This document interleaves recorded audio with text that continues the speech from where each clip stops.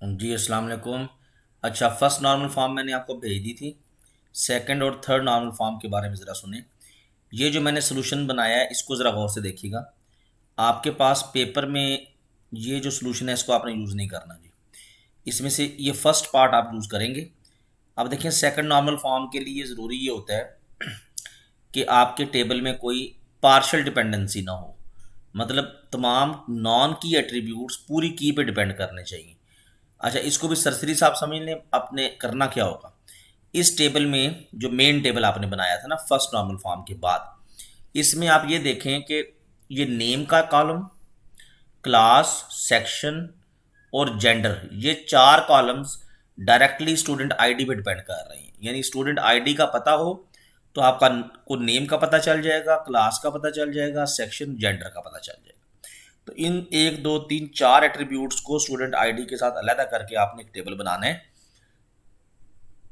ये एक टेबल बनेगा आपका। मैं डायरेक्ट सोल्यूशन पे बात कर रहा हूँ। Student ID, name, class, section, gender.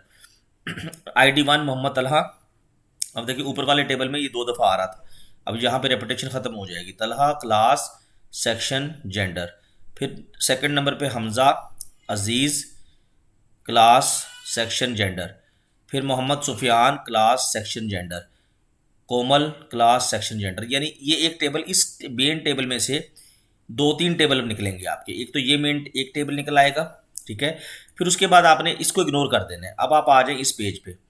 फिर उसी टेबल में से, इस मेन टेबल में से बड़ा इंटरेस्टिंग और मज़े का फैक्ट ये है कि आपका ग्रुप देखें कौन सा चल रहा है। ICS physics, ICS physics, ICS physics, ICS physics, ICS stats.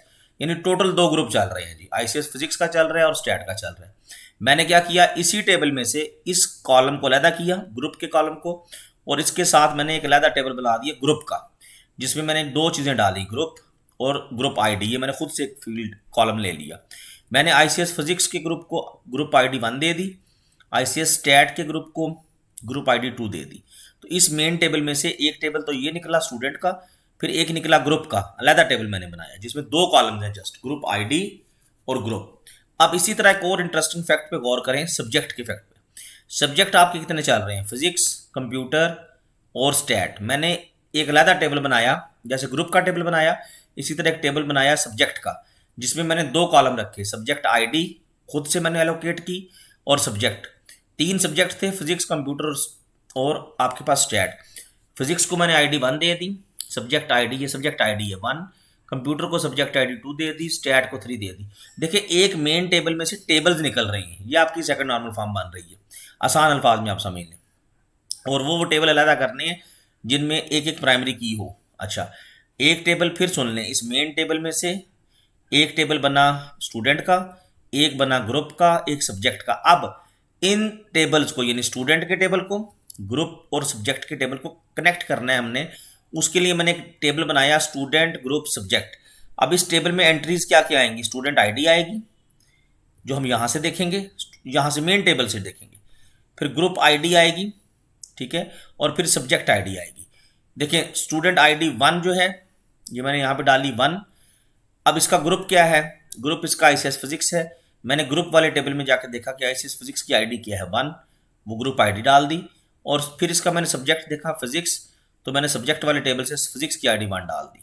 Student ID one भी वन, ग्रुप आईडी भी वन, सब्जेक्ट आईडी भी वन। अब इस टेबल में एंट्रीज डालते वक्त आपने इन तीनों टेबल्स को देखना है। यानी इस मेन टेबल को देखें आप, और मेन टेबल के साथ साथ इस ग्रुप के टेबल को देखें, सब्जेक्ट के टेबल को।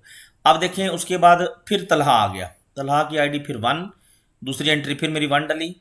इसका तलहा, इसका ग्रुप भी फिजिक्स, तो इसके साथ फिर वन आएगा। लेकिन अब इसके साथ कंप्यूटर आ गया तो कंप्यूटर की आईडी वन आ जाएगी, टू आ जाएगी।